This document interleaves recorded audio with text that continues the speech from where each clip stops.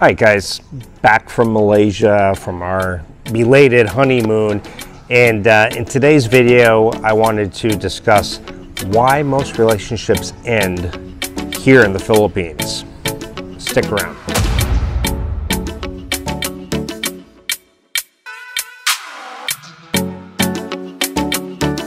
All right, so yeah, back from a wonderful, fantastic week in Malaysia. Highly recommended if you haven't been. Kuala Lumpur is just an amazing city, and you can see my other videos about our time in Malaysia, plus Maya's channel as well, so I won't get into it on this video here. But for me, it comes down, as far as why relationships don't work out in the Philippines, to three main reasons. I'm going to go over those one by one here, and I'm drawing off of my own personal experiences and just talking to other expats, and it all I mean, there's various reasons, but most of the time it comes down to these three things. So the first one I'm going to talk about is over jealousy with Filipinas. And so over jealousy is quite common here. I mean, it can be extreme, and it can just be a little bit, and obviously you want to find one who's not over jealous. And there can be a lot of reasons for that. A lot of Filipinas come from relationships where their ex-Filipino boyfriend is just cheated, and so with good reason. They're just paranoid about it. Or they've heard stories about their friend whose foreigner boyfriend cheated, and then automatically they think you might do it. And they also know that a lot of other Filipinos won't even care if you're in a relationship. They will still come after you. I have a picture of my wedding photo for my Facebook profile, and still every so often girls will try to add me or message me, and I just delete and block. But you're thinking, why would somebody even try to add you or message you when you get your wedding photo as the profile photo? But yeah, they will. Some will, for sure. Absolutely. But there are a lot of Filipina girls who just, again, this is the extreme, but some will just, they want pictures of where you are. If you say you're at the grocery store, oh, can you send me a selfie? Yeah, they want to know exactly where you are. They want access to your social media. They want to be able to look through your phone. They don't want you to go out without them. They want to be around you 24/7. And it, you know, in the West, there's jealousy as well, but here it can be a whole nother level.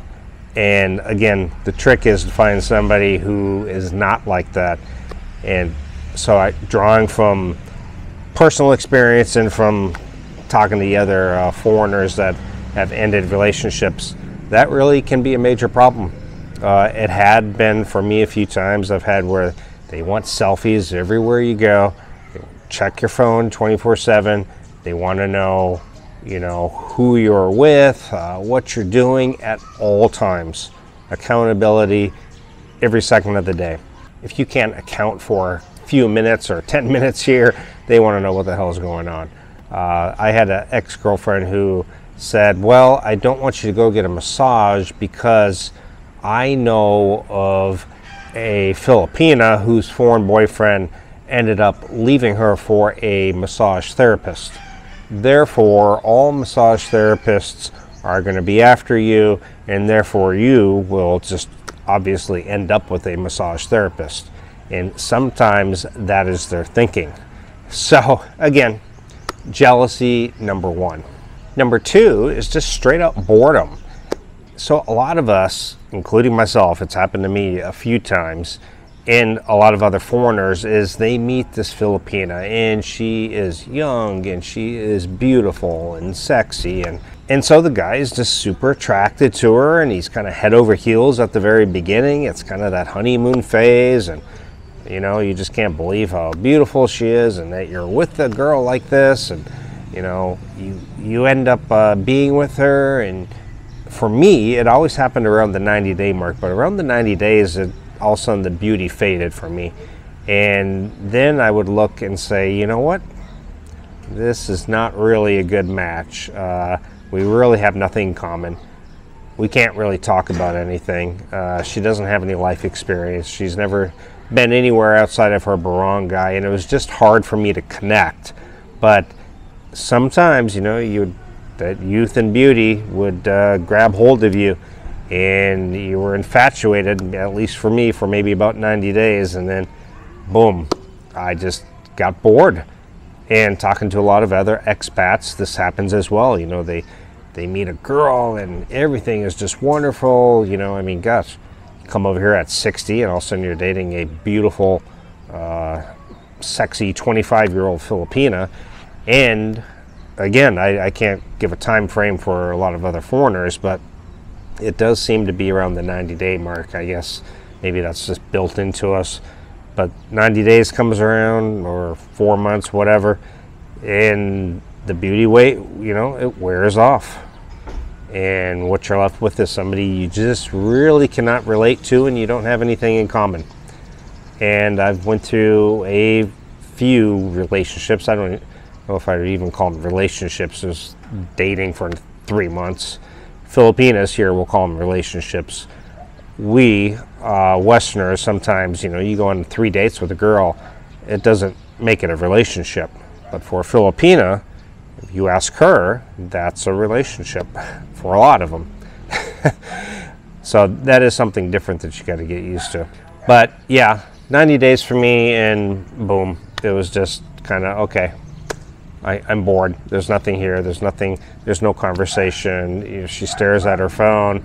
Maybe we can relate by watching a movie or fun other ways, but other than that, there's just nothing there. And the last one is what I call the kid in the candy store syndrome here.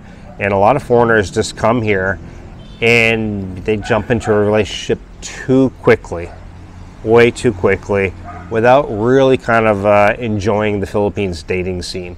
You know, a lot of these guys, they've been in long relationships, or maybe they divorced, they come over here, and boom, they jump into another relationship. Well, time goes by, and they start noticing all the beautiful Filipinas, and they start second-guessing themselves and saying, you know what, maybe I should have been single for a while. Maybe I should have just dated around.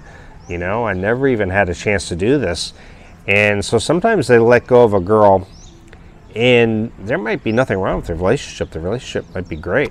They feel like they haven't sowed their oats, and all of a sudden they're second guessing themselves, and they end it, and then either one or two things happens. They end up loving the whole dating scene, and they want to keep dating and dating and dating, or they regret and they say, you know what, maybe I should have just stuck with the girl I had.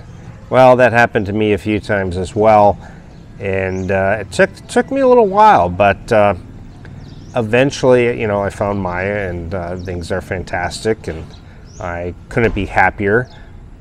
But at the beginning, you know, there was dating, and then I would say, even though there was really nothing wrong with the girl, I would just say, wow, there's still, I could, who else is there to date?